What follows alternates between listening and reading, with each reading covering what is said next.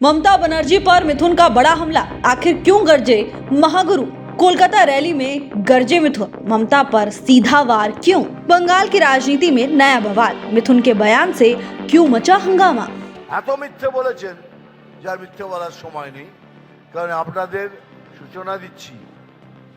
হাত ভেঙেছে, পা ভেঙেছে, এবার কিন্তু আরো কিছু ভাঙতে পারে, তার জন্য তৈরি থাকবেন। হয়তো চলে গেল আইসিইউতে, আর আইসিইউ থেকে বক্তৃতা দিচ্ছেন, বেরোমলকে ভোট দেন, नहीं और কি হবে। पश्चिम बंगाल की राजनीति में एक बार फिर बयानबाजी तेज हो गई है। इस बार बीजेपी नेता और दिग्गज अभिनेता मिथुन चक्रवर्ती ने मुख्यमंत्री ममता बनर्जी पर मंच से तीखा हमला बोला। दरअसल प्रधानमंत्री नरेंद्र मोदी की कोलकाता रैली में पहुंचे मिथुन चक्रवर्ती ने अपने बेबाक अंदाज में ममता बनर्जी पर तंज कस दिया। कहा कि हाथ टूटा है, पैर टूटा है, अब कुछ और टूटेगा, फिर आपको आईसीयू से बैठकर भाषण देना पड़ेगा। मिथुन का यह बयान सीधे तौर पर ममता बनर्जी को हाल ही में और पहले लगी चोटों पर राजनीतिक कटाक्ष माना जा रहा है। उन्होंने कहा कि उन्होंने अपने जीवन में ऐसी मुख्यमंत्री नहीं देखी जिन पर इस तरह की घटनाएं बार बार हो रही हों। रैली के दौरान मिथुन चक्रवर्ती ने ममता बनर्जी के उस बयान का भी जवाब दिया जिसमें उन्होंने दावा किया था कि बीजेपी अपनी रैलियों में लोगों को 500-500 रुपए देकर भीड़ जुटाती है। इस पर मिथुन ने मंच से हंसते हुए पलटवार कर दिया और कहा कि आज के समय में 1500 रुपए देकर भी भीड़ इकट्ठा नहीं की जा सकती, लेकिन इसके बावजूद ब्रिगेड मैदान में उमड़ी भारी भीड़ जनता के अपने समर्थन का सबूत है। यही नहीं, मिथुन ने बंगाल की राजनीति और कानून व्यवस्था को लेकर भी सरकार पर निशाना साध दिया। कहा कि अगर राज्य की पुलिस कुछ समय के लिए पूरी तरह निष्पक्ष हो जाए तो कुछ ही सेकंड में टीएमसी का पूरा खेला खत्म हो जाएगा। मिथुन चक्रवर्ती का यह बयान ऐसे समय में आया जब पश्चिम बंगाल में सियासी माहौल पहले से ही गर्म है। उनके इस बयान के बाद अब सियासी गलियारों में नई बहस छिड़ गई है।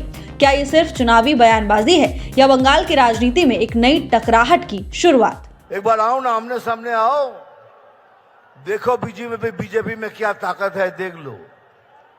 खाली पुलिस को बोलो तुम निरपेक्ष हो जाओ। আমি কথা দিচ্ছি আমার সমস্ত আদিবাসী আমার ভাই বোনদের, আমরা যদি আসি আপনাদের সব কষ্ট দূর হবে। পড়াশোনার জন্য একটা টিচার নেই, আসবে। যত কষ্ট পেয়েছেন আমরা সব দূর করব, এ আমি গ্যারান্টি দিয়ে বলছি। যে আলু চাষি কষ্ট পাচ্ছেন, কথা দিচ্ছি এখানে, যেদিন আমরা সরকারে আসব প্রথম কাজ আপনাদের জন্য করব, আলু চাষিদের জন্য করব। আর ভাই সত্যি আমি বাতেলা দিই না, আমি যা বলি স্ট্রেট কাট বলি। আর একটা কথা আমার মনে পড়ছে এইমাত্র,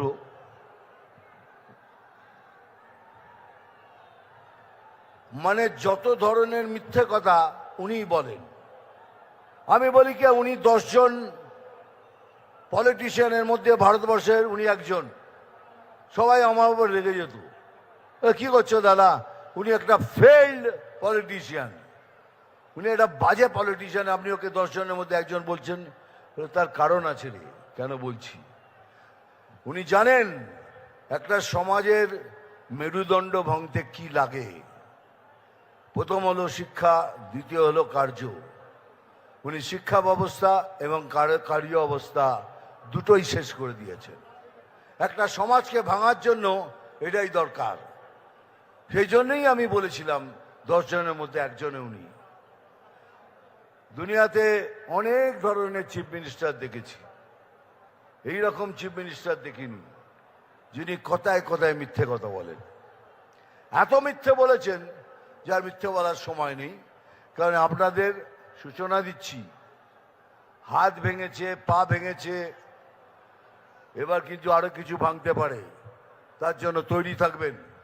হয়তো চলে গেল আইসিইউতে, আর আইসিইউ থেকে বক্তৃতা দিচ্ছেন, বেরোমলকে ভোট দেন, नहीं আর কি হবে। আইসিইউ থেকে বক্তৃতা দেওয়া যায়, উনি এমন ভাবে ব্যবস্থা করবেন তাতে আইসিইউ থেকে বক্তৃতা দেওয়া যায়। যাই হোক, বেশি কথা বলবো না, আমি জানি স্যার এসে গেছেন, স্যারকে সশ্রদ্ধ প্রণাম। আমার এখানে যারা বসে আছেন তাদেরও প্রণাম। ডায়লগ তো বলতেই হবে, বলে নি, আবার বলবো। আমি জল ঢোড়াও নই, বেলে বোড়াও নই, আমি জাত গোখরো। পরেরটা নিজেরা বসিয়ে নেবেন। আরে এটা একটা সিনেমার ডায়লগ, এটা মনোরঞ্জন করার জন্য বলি। মারবো এখানে, তোরাই যখন বলিস তাহলে আমার দরকার কি বলার। নাম তুফান, বছরে এক আধবার আসি, যখন আসি তখন প্রলয় ঘটে, আর যখন যাই নিজেকে যারা ভগবান মনে করে তারা তাদের অস্তিত্ব খুঁজে বেড়ায়। থ্যাংক ইউ ভেরি মাচ, ভালো থাকবেন, নমস্কার, জয় হিন্দ, বন্দে মাতরম।